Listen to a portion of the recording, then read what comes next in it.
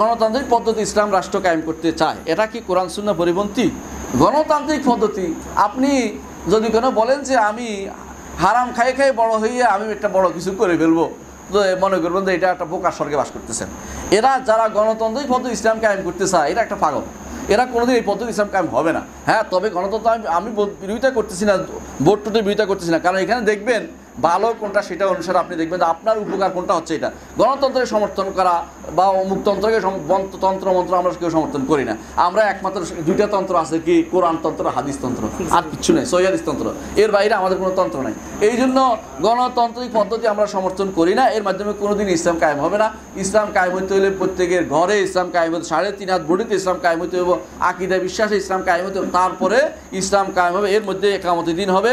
যদি আকিদা শুদ্ধ না হয়, সারাদিন দুনিয়া কিছু উথল পাথর করলেও কোনোদিন কী হবে না, একামতের দিন হবে না। একামতের দিন অর্থই হচ্ছে আকিদা শুদ্ধ করা, আমল শুদ্ধ করা, ইহসান করা, এটা হচ্ছে দিন।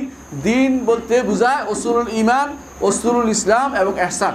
দিন বলতে এটা বুঝাইছে রসুল। হাদিস জিবরিলে সর্বশেষে কি বলছেন? জিবরিল এসেছেন তোমাদেরকে দিন শিক্ষা দিতে। সেখানে কি কি আলোচনা হয়েছে? উসুলুল ঈমান, উসুলুল ইসলাম, উসুলুল ইহসান, এই 3 জিনিস শিক্ষা দিছে।